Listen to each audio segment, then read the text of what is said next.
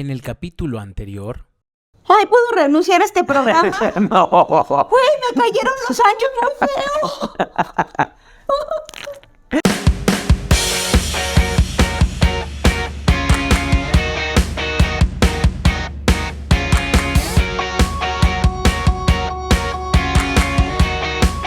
Ok, bueno, vamos a otras noticias más amables. Bueno, tema de artistas. Empezó ese boom masivo de artistas, como tenías una Celine Dion, un Michael Jackson, una Madonna, un George Michael, Prince. Te vas al heavy metal y se consolida Guns N' Roses, Metallica. Viene el nuevo movimiento de grunge y nace Nirvana. Pues todo ya era boom, boom, boom. Empezaban los conciertos masivos en estadios, que eso se usó mucho en Estados Unidos. Y aquí vino Michael Jackson al Estadio Azteca. Sí. Pero eso era, o sea, era como lo wow. Creo que hoy lo ves y lo ves muy normal. Pero en esa época, al inicio de los 90, era algo que no se veía. Lo más masivo que tuvo la humanidad fue Elvis Presley, pero estaba en Estados Unidos. Y los Beatles estaban en Inglaterra. Sí. O sea, estaba viendo el otro día en Facebook un video del conteo del número de millones de... no me acuerdo si de discos vendidos o algo así. Y los número uno son los Beatles. Sí, pero nunca hicieron una gira mundial, nunca, o sea, no. Y en los 90, 80, 90 que se empezó a hacer eso, fue así como de, oh my God, tú, mexicanito, por primera vez tenías acceso al artista de tus sueños que veías en la tele nada más. Sí, ¿sabes quiénes sí hicieron eso en los 80s? Aquí en México, en el Estadio Azteca, Menudo. Ah, sí. Menudo fueron los únicos que hicieron eso, pero sí poco a poco en los 90s fueron creciendo estos monstruos musicales, que también es llamada una década en donde se empezó a generar con mucho más fuerza el pop, pero un pop muy plástico, le decían, donde no había donde se crearon boy bands, en donde había fraudes musicales, los lip sync en los cuales cantaban otras personas, pero se presentaban otros boy bands que eran nada más bonitos, las guapas, los del cuerpazo, etcétera, etcétera. Entonces, esta música que venía que era pop, que eran los Beatles, que eran pop, de repente ya se denominaban como muy de plástico. Y los Beatles, ellos componían sus canciones y arreglaban la música. Acá, el ejemplo más claro, Milli Vanilli, no hacía nada más que mover la boca. Y con unas licras así súper pegaditas, y en la greña larga. Y además ganadores de premios, y que tuvieron que regresarlo cuando se desató. Fue un fraude porque, o sea, la gente compraba por miles sus discos. Sí. Y resultó que no cantaban. Que no cantaban y nada más eran un producto mercadológico de imagen. En el año 93 empieza a desquebrajarse poco a poco un gran emporio, Televisa, porque la familia Ricardo Salinas Pliego compra lo que es Imevisión y lo transforma en TV Azteca. Ha sido una carrera de... ¿Ricardo Salinas Pliego estaba en Televisa? No. No digo, o sea, se desquebraja el emporio, porque se compra esta cuestión de Imevisión, se hace TV Azteca y empiezan a generar contenido, empiezan a generar producción. Si ustedes tienen la oportunidad, chequen el nuevo canal de Pati Chapoy, y su primer entrevista es a Ricardo Salinas Pliego, en donde hablan de todo eso. Si quieren saber la historia de TV Azteca, si quieren mejor vean con ¿cómo se llama? Con Roberto Martínez, ok. Roberto Martínez. Bueno, no, entonces a Pati Chapoy. Entonces ya viene esta cuestión de TV Azteca, en donde empieza a sacar programas infantiles, de chismes, es cuando nace Ventaneando. Y en Televisa La Oreja. Exactamente, pero antes de La Oreja fue La Botana. La competencia directa. Exactamente, entonces, pero a las 2 de la tarde, o sea, un montón de cosas, y TV Azteca empieza a darle con todo a Televisa. Empieza a darle con todo, sobre todo porque TV Azteca iba para un público, pues muy, no quiero decir ni sonar despectivo, como muy de barrio, al mexicano de la urbe de la Ciudad de México, el Estado de México. Sí, porque con todo esto de lo económico se empezaron a hacer las clases sociales muy marcadas. Sí, demasiado marcadas. Y empezó a haber una clase media, pero media baja, media alta, ricos, pobres y jodidos. Ahorita creo que ya estamos nada más en las dos. O sea, sí, está muy cañón. Pero, sí, efectivamente, cómo se empezó a polarizar todo desde los 90, ¿no? O sea, fue como muy cumbre esa década para muchos aspectos.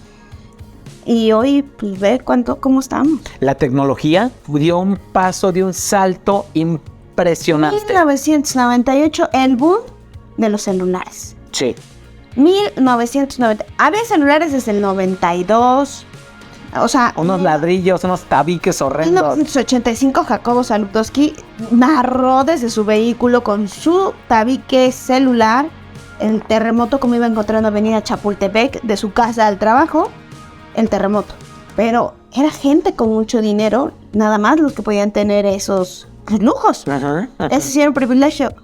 Pero en 1998, con todo este tema de mano de obra o producción masiva y mano de obra barata, y que empezaban también los robots a meterse en fábricas y bla, si un celular te costaba $1,000,000, Ajá. te costaba $3,000. O sea, todo el mundo empezó a tener el celular. celulares. Se empezó a democratizar la telecomunicación, bueno, la comunicación a partir de los celulares. Sin embargo, yo tuve mi primer celular hasta el 2001. Hasta los 21 años fue cuando yo tuve mi primer celular. Yo tuve mi primer celular en 1997 porque mi mamá quería contactarme a cualquier... Sí, recuerdo que tenías eso, pero además todavía era muy caro. Todavía no estaban estos planes chiquitos, ni de a peso, ni de todo eso. Todavía era caro. Te cobraban. Sí. Recibir una llamada te cobraban. Hacer una llamada, si era local, bueno, aquí no era local porque era larga distancia, te cobraban. Y si eras número de la Ciudad de México a la Ciudad de México, te cobraban menos. O sea, para todo te cobraban. Vamos a tener un especial precisamente de la cuestión de los celulares. Vámonos 3 años atrás, 1995. La tecnología da un salto. Microsoft comienza con un nuevo sistema operativo llamado o denominado Windows 95. Fue el cambio del MS2. No sé si tú te acuerdas, yo tuve una computadora que la prendías y ponías C, diagonal, D-Base, diagonal, D-Base. Le dabas un clic y ya te abría el programa. Y era monocromático. ¿Programador? Sí, exactamente. Para iniciar tu computadora eres un programador. Sí. De repente no existía Lotus 123, WordPerfect. Para el PowerPoint se llamaba Banner, que era para imprimir unos cartelones, pues, si querías poner feliz cumpleaños, imprimías así en tu impresora de matriz de punto. Pero la matriz de punto, o sea, muchos años. Sí. Eran así y el papel era continuo. Exactamente. Y sí, era... No se ocupaba el ratón, o sea, yo no ocupaba el ratón en la otra computadora porque todo era con el teclado. Sí. Todo era teclado, todavía en la prepa hacíamos ahí los trabajos en ese tipo de computadoras. ¿Y qué tal? 1998, 99, Mac con sus computadoras a colores. 99. Ese lo estaba reservando porque fue 99 al 2000. Estaban increíbles. Odio las Mac. Nunca les entendí. Pero en mi universidad, entrar a la sala de cómputo de cualquier edificio y veías puros colorcitos y veía... Sí, increíble. Y luego que avientan las primeras lab, igual de colores, estaban brutales. Apenas que estuve en la Ciudad de México vi una tienda donde estaban esas, la Tangerine y la Blueberry, la laptop. Sí, fue increíble. Yo tuve la Blueberry en el año 2000. Ay, no, yo mis papás la compraron. Una Dell, horrible, carísima y también... O sea, cómo eran bien difíciles los equipos de cómputo. Sí. O sea, neta, estas cosas que ahorita es un equipo de cómputo. O sea, sí, es una oficina. Ajá. Te facilitan tanto la vida. En esa época, ¿qué tal usar el internet? Porque ahí se nació el internet. Pero entonces ya lo habíamos dicho, aquí estás con la computadora y la clave para conectarte. Pero no, mamá, no llames a mi abuelita. Ay, se me cayó la conexión. Sí, porque aparte, ya lo desocupaste, voy a desconectar el DSL, que es el cablecito del teléfono, voy a desconectar el DSL de tu computadora para conectarlo al teléfono. Ya después hicieron como puertos, hicieron unos adaptadores para tener en la computadora y en el teléfono. Pero eso fue hasta el 2000, 2001. Pero al inicio, de verdad, vamos a tener... Escuchen este sonido. Chécate. Sí. La glorieta ya está conectada. Así era la conexión en internet, toda ruidosa. Y sobre todo, si tú querías ver, porque además estaban los portales Terra. Terra era de los principales. Conectaba con AOL. AOL, estaba Terra, estaba así América Online, que ese era el AOL. Güey, imagínate, mi correo electrónico, que lo abrí en 1998, Hotmail. Pero nada más chéquense, o sea, ¿de qué edad estoy hablando? mapache@hotmail.com.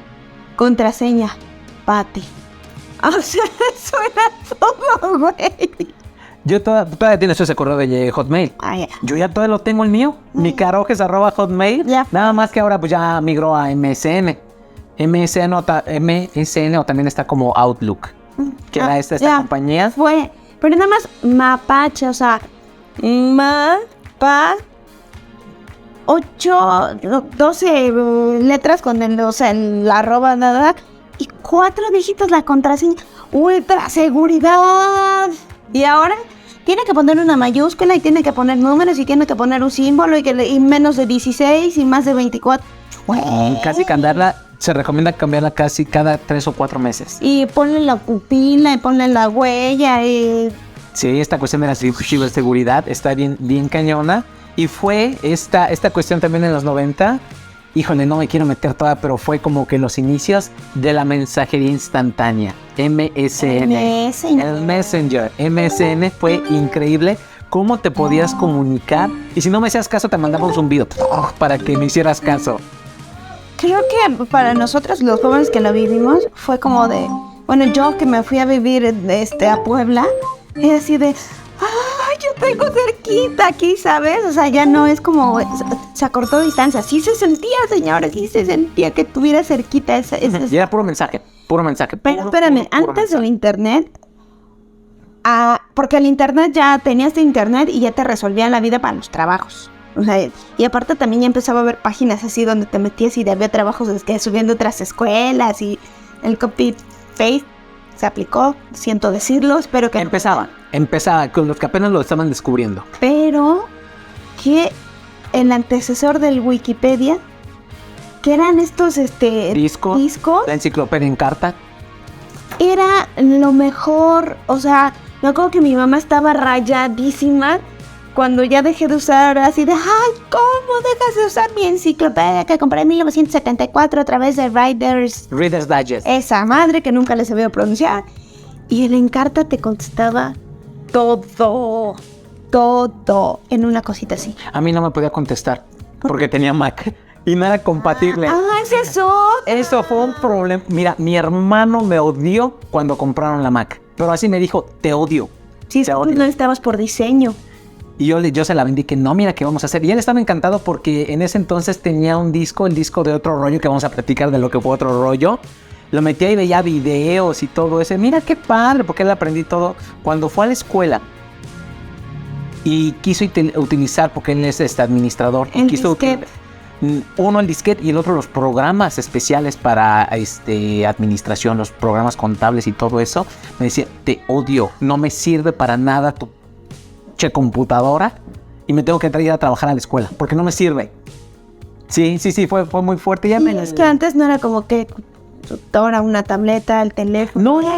No. Para que llegara otra computadora pasaron 3 años. 3 años para que... Y compramos una pero armada. Económicamente era un cohete. Sí, o sea, sí. Y la que compramos fue armada. Fue armada de que sale más barata que comprar una de agencia. Sí. Una nueva. Entonces, el proceso de tecnología fue increíble. El mundo del entretenimiento cambió porque nos tuvimos... facilitó la vida. Sí. ¿No? En escuela, en trabajo, nos acortó distancias, nos acercó a personas... y empezaron pues, los temas con los que estamos lidiando ahora. Información falsa, hackeos, duplicidad de identidad, que aquí en México pues, no es como tan común, pero en Estados Unidos sí les rompen la madre bien. No lo veíamos venir. Pensamos que era una muy buena idea, pensamos que era muy seguro, porque en ese momento lo era. Es que nadie te hablaba. No estaba democratizado. O sea, sí tenían, pero las universidades o los universitarios. Échense un programa... de Netflix, un documental que habla sobre los peligros de la red social y a dónde vamos. O sea, realmente, y hablan expertos que trabajaron en Microsoft, en Google, nos están diciendo de eso que ven de la rebelión de las máquinas, That's the way. Ajá. Para allá vamos. Sí. Porque los programadores dicen que ya no, o sea, que ellos generan una programación para un WhatsApp. Ajá. Y de repente WhatsApp hace cosas que ellos no programan. Entonces dices, ¿Qué está pasando? ¡güey! Sí. Fue el inicio de este proceso tecnológico que estamos viviendo. O sea, hace 25 años. Hace 25 años que empezamos, 25 del 98. Esta cuestión que de repente decimos, wow, ¿hacia dónde vamos? ¿Qué es lo que ha pasado en todo esto? Pero en ese momento nos tocó ya en la universidad. Sí. O sea, el inicio fue la universidad de estos cambios. Qué padre hubo, que nos quitaba mucho tiempo. Empezaron a surgir los juegos arcade en línea. Exactamente, pero muy rústicos. Sí, pero ¿a poco nunca aplicaste el que estás en la computadora y te vas a hacer medio tarugo con ahí? No. ¿Juego no? No, yo sí. No, yo tenía muchísimo trabajo en la carrera. Pero yo sí necesito distraerme. Pero bueno, fue tema de telecomunicación. Sí. La década de los 90 fue esa caja de Pandora que se abrió. Y es cuando decimos que nosotros somos la generación que deja atrás lo analógico y viene hacia lo digital. Es en esa, porque nos tocó a los 15 años. ¿Por qué? Porque de 1992 a 1995 nosotros cursamos la escuela secundaria. Una secundaria pública donde nos daban talleres o clases extracurriculares porque era una escuela técnica. Es decir, tú ya salías con un certificado de una carrera técnica, si no querías seguir estudiando ya podías ejercer. Y estaba alfarería, estaba herrería, corte y confección y taquimecanografía. Nosotros, señoras, aprendimos a usar la máquina Olympus y cargarla o transportarla de un lugar a otro era un pedo, pesaba 3 toneladas. Y entonces entramos a la preparatoria 1995-1997. Ajá, 98. Y ¡zas! Máquinas eléctricas. Sí. Entonces ya estaba más chiquito, más compactito, puro plástico, pesaba menos. Tu dedo bien ejercitado, casi rompía las teclas porque estaba ejercitado. Una cosa así. Y luego entramos a la universidad en 1998 al 2002. Y el tema de, no nada más computadoras, señores, el internet. Díganos si no somos una belleza de generación porque somos tan adaptables. Definitivamente. Y lo platicábamos y por eso es la forma o es el... ¿cómo se podría decir? Es el argumento que les estamos dando de que somos esa generación de transición. Bisagra, transición, adaptabilidad, güey, somos una generación que no te puedes echar para atrás, no puedes decir que no.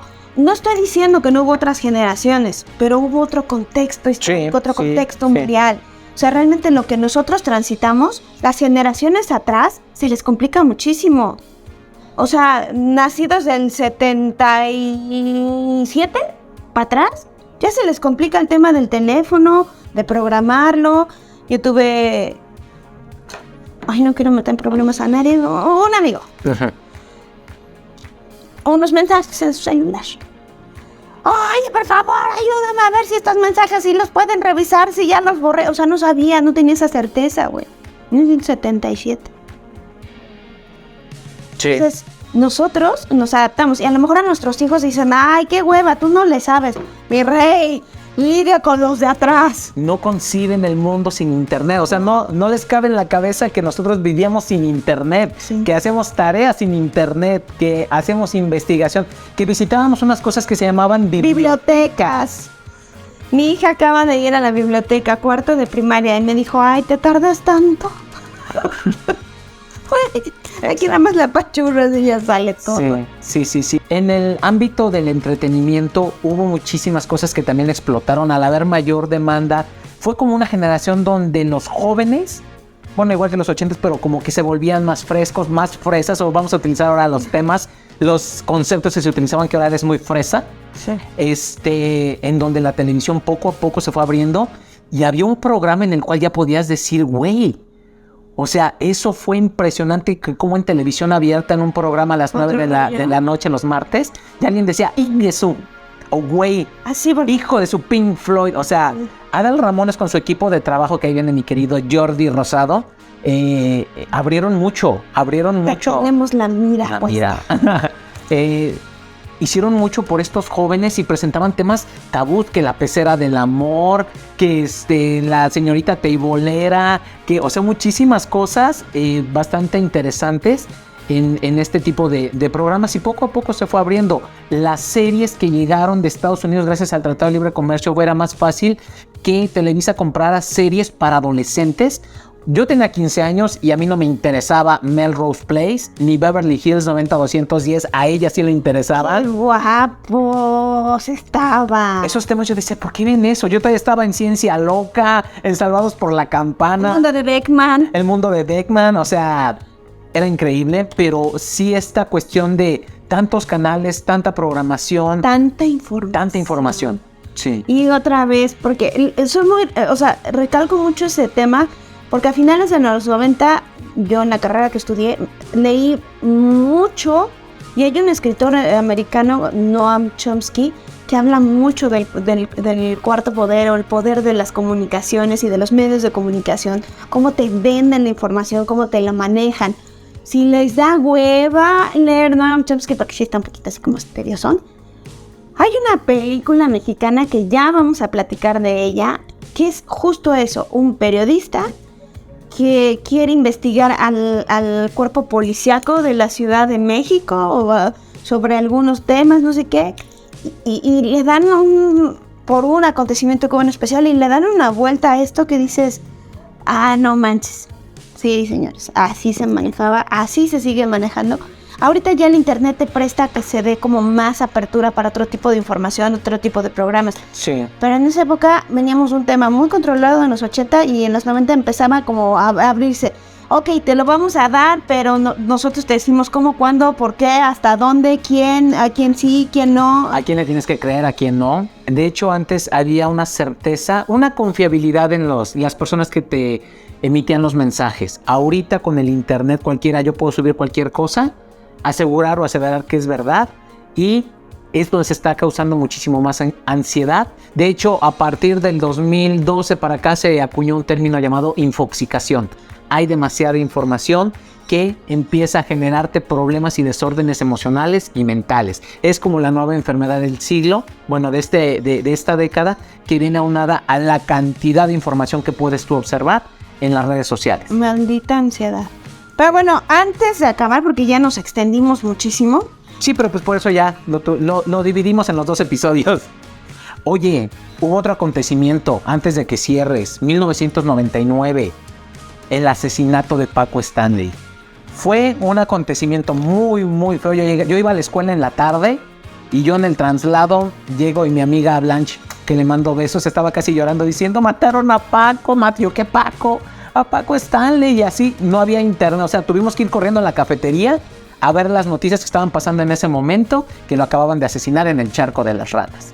Mira, yo se lo he dicho a Carlos, mucho el tema de la narcosociedad, de las narcoseries y todo eso, que ahorita todo el mundo está luchando para... Güey, te lo dije el otro día, tenemos 40 años de antecedentes, sí, o sea, sí. Perdón, los hermanos Almada te la dejaban así como, o sea, no te digo de qué es, pero se trata de esto, ¿no? Hay más o menos. Sí.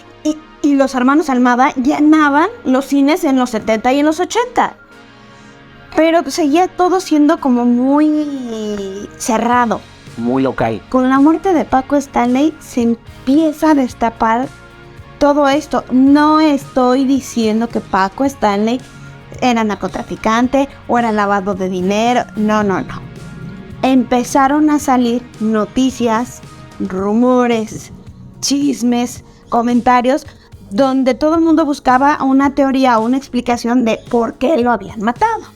Y entonces empezó como todo esto a abrir, y de repente te das cuenta, como sociedad, como ser humano así común y corriente, que realmente el tema de pues el narcotráfico o negocios ilegales o estas mafias están más pegadas al medio del espectáculo de lo que uno quisiera creer, porque idolatrábamos mucho a las figuras públicas. Sí. O sea, creíamos que eran como, venían de muy buena familia, tenían unos modales importantísimos, simpatiquísimos y educadísimos, todos unos gustos refinados, una vida ejemplar, matrimonio, casado, mujer, casa, hijos, trabajo, perro, Porsche, o sea, ¿no? De ahí se empezó a caer como todo este tema del espectáculo. Sí. La verdad. Y también mucho tuvo que ver programas como Ventaneando, en revistas como TV Notas. TV Novelas cubría como que lo bonito de Televisa, pero TV Notas ya empezaba a generar ese tipo de la chismes. guerra sucia que soltó TV Azteca contra Televisa. Yo no estoy nada de acuerdo porque fue un todo por el todo de rating, de dinero, y terminaron dañando vidas brutalmente. Tema polémico. Pero bueno, ¿con qué vas a cerrar? Quiero cerrar entre comillas porque todavía nos da para mucho, pero son como eventos importantes que sí quiero comentar porque fueron trascendentales de una u otra forma en los 90. Ajá. Son deportes, son conflictos bélicos, son situaciones sociales, son situaciones políticas, son situaciones que tienen que ver con gente que empezó eso de las superestrellas o de las figuras públicas que te las vendían, te las ponían, y igual, ¿no? O sea, mucho alrededor de ellos, pero que de una u otra forma crecimos con ellos y para nosotros, o para la mayoría de nosotros, independientemente que nos cuestionemos o no, yo sí me lo he cuestionado, pero sigo viendo figuras interesantes o importantes. Por ejemplo, tenemos a Lady Di. Un top, una mujer, yo no sé si le pusieron los cuernos o no, si quería ser reina o no, pero una mujer que cuando se sacudió el lastre del deber ser e hizo lo que ella quería hacer y hacer, fue una mujer ejemplar. Sí. Uno de sus banderas y luchas fue el cuidado con los niños, sobre todo conflictos bélicos, los huérfanos o las víctimas.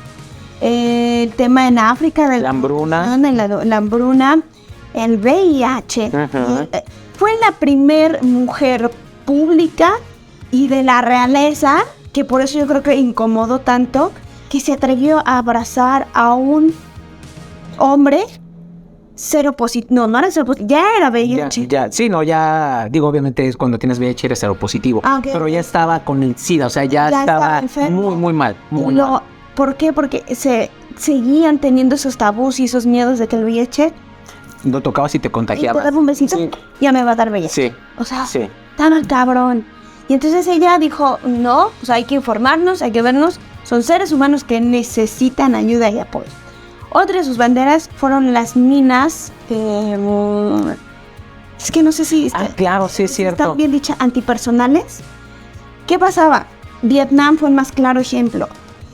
Minaban los campos. O sea, agarraban y eran discos que enterraban en la tierra y tú pisabas y en el momento de pisar activabas el detonador. Si tú quitabas el pie, volabas. Explotaba. Volabas. En Vietnam, miles de personas, mujeres, agricultores, niños que iban a la escuela, se quedaron sin piernas, sin brazos, se murieron, animales, o sea, y no se podía hacer nada porque pues las habían sembrado y no sé dónde.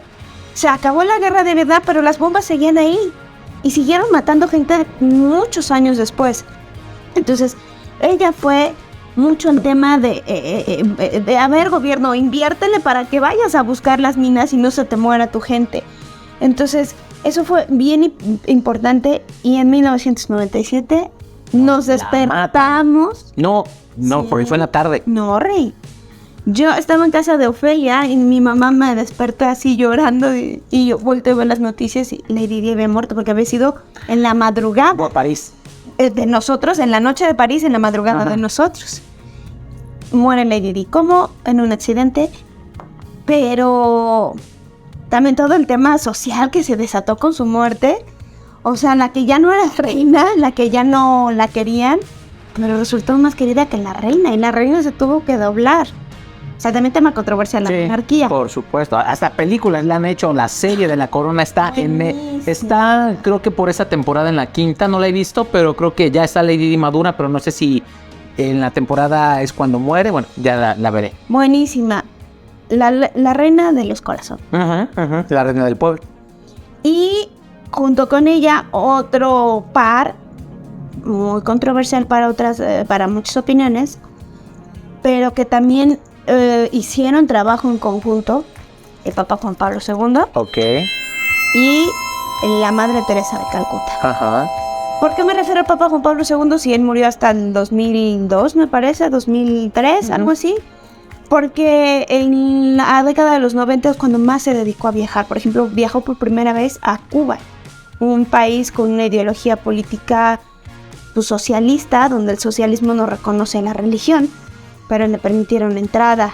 Y, por ejemplo, con Mikhail Gorbachev hizo todo lo posible para que se diera lo de la perestroika, que fue este movimiento para... acabó con el comunismo, punto. Acabó con el comunismo. Fueron figuras muy importantes en lo que hacían. A lo mejor era un sacerdote, pero desde su cúpula... Eso es lo que se dice, pero no era más que un sacerdote. Tienes 3 minutos. ¿Ven? 3 minutos para cerrar. Madre Teresa de Calcuta fallece también en 1997, un personaje también controversial, pero que ayudó muchísimo en tema de las familias de India, que eran muy pobres, sigue habiendo un tema ahí de hambruna y de enfermedad, pero sobre todo en la India había mucha lepra. Siglo XX, güey. Y ella tenía su refugio para familias o personas leprosas. Entonces también es importante. Y mira, al final de cuentas aquí vamos a tener personas que nos van a decir, sí, ese era un lado de la cara, pero tenían otro lado. Son personajes. Si no hubieran hecho nada, tú ni siquiera los conocerías, pero hicieron algo. Entonces está el tema trascendental. Freddie Mercury. Su muerte en 1991, lo comentamos en los 80, de los primeros artistas o figuras públicas que dijo, soy VIH, porto la enfermedad, y falleció, y fue un shock para el mundo de la música, ¿no? De cómo murió. 1994, uno de los mejores corredores de la Fórmula 1, muere Ayrton Senna da Silva en el premio de San Marino, en el circuito de San Marino. Mi mamá berreó con esa muerte, pero fue uno de los mejores pilotos que ha tenido la historia de la Fórmula 1 a nivel mundial. Tenemos, por ejemplo, la figura de Nelson Mandela, quien fuese el primer presidente de color en su país, en Sudáfrica, y que él fue el que ocasionó el movimiento para derrocar el tema del apartheid. ¿Qué es el apartheid?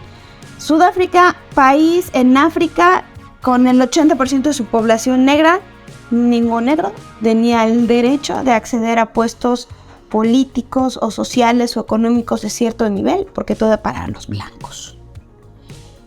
Y los blancos, la policía del apartheid, güey, eran unas matanzas brutales. Y Nelson Mandela hizo este movimiento donde es acreedor al Premio Nobel de la Paz en 1993 y fue presidente de Sudáfrica de 1994 a 1999, entre otros premios. Tenemos a Mahatma Gandhi, que también muere en 1997 también. Ni idea. ¡Wey! Hay mucho.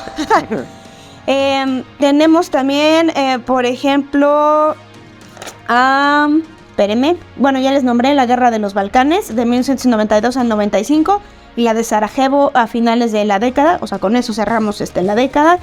El fin del Pacto de Varsovia, que es donde se disuelve la Unión Soviética y nacen 15 nuevos países, que todos son los países de los Balcanes y los países de Europa del Este. Europa del Este, que están divinos, preciosos, baratísimos para viajar. No he ido, dicen. Los mayores ataques de ETA en la historia de España. De España, sí. ETA, un tema muy recalcitrante, bombazos en todo lo que es el territorio vasco, porque ellos son separatistas, ellos no se consideran... Si te vas históricamente a España y la mayoría de los países europeos se conformaron de medievos, de pueblos medievos, y los unieron y fue a fuerzas.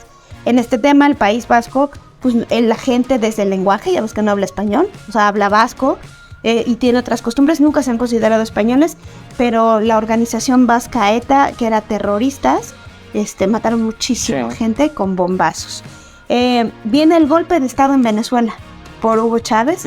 1992 lo apresan, pero después en 1996 lo indultan para que finalmente en 1999 fuera presidente por elección Hugo Chávez. Y desde entonces conocemos a esa Venezuela como está.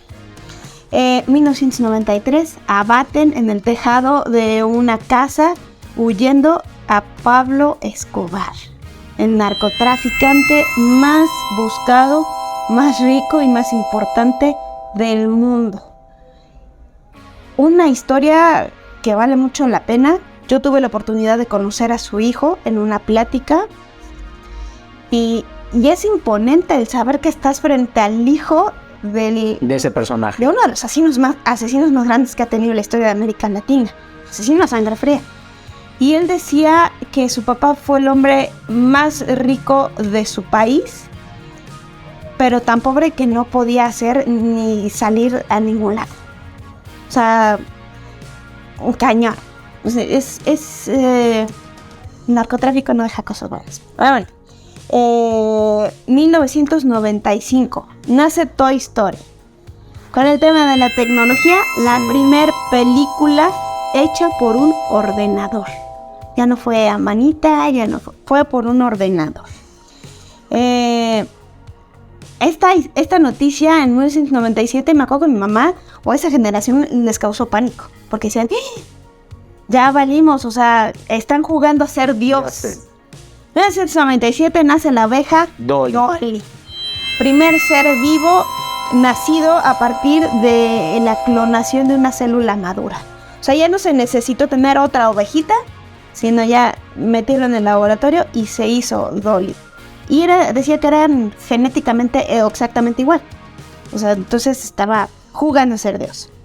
1997, el ser humano sigue queriendo investigar qué hay más allá sin acabarse lo que hay más acá. Ajá. Inician las exploraciones a Marte.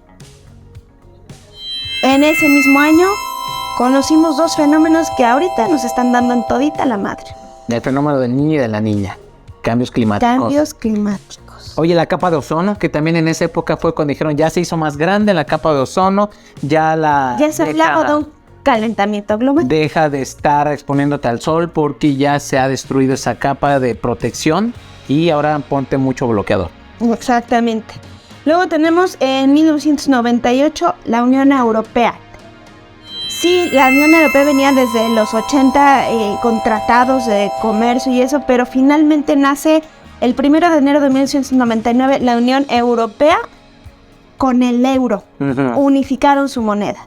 Desaparecieron todas estas naciones que formaban parte territorial de la Unión Europea, se regían con una sola moneda, que apenas acaba de dar el Brexit hace unos años, que decía Londres, Reino Unido, tal que a mí no me funciona, yo no voy a mantener países pobres como Grecia o Italia, ahí se ven, y yo a lo mío. Sí. Pero bueno, era un tema que se venía desde los 50, que querían unificar Europa, y no resulta. Porque pues unos champean, otros no, entonces mantén. Bill Clinton. No me El escándalo de la Caja Blanca, Bill Clinton y Mónica Lewinsky. A la fecha no sé si han visto memes, está así Bill Clinton en una foto sentado y está el escritorio en la casa, en Salón Oval. Es decir, si tú no eres de esa época no vas a entender qué había abajo del escritorio. Un escandalazo, una infidelidad del hombre más poderoso del mundo, con una becaria de la Casa Blanca, Mónica Lewinsky, que tenía 19 años, y tú la veías y la tipa parecía como de 30. Sí, ya estaba grande. Bueno, se veía grande. Se veía. Yo creo que ella opinó lo mismo. En fin, no sé si tengas otros datos, pero... No, lo que yo no tengo es tiempo. Ya se nos acabó el tiempo. Bueno, pues, nos faltó un tema importantísimo. Nicaragua, la primer mujer presidenta electa en Latinoamérica. Violeta Chamorro. De 1990 a 1997. La tercera mujer en ser presidenta de una nación norteamericana. Pero por electa fue ella. Porque estuvo Eva Perón y así, pero electa, ella.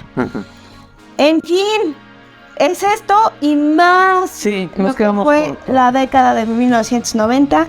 Ustedes díganme si no hay tela de dónde cortar. Demasiado. Muchos de estos, de lo que vimos el día de hoy, se volverán especiales para que podamos ahondar muchísimo más en estas cuestiones. Pero por lo mientras agradecemos mucho en este especial del contexto de los 90s de Chavorrucs. Escríbanos qué nos faltó. Seguramente se nos barrieron muchas cosas, pero escríbanos. Ahí nos ponemos a chatear. Véanos por YouTube, píquele a la campanita y óiganos por Spotify.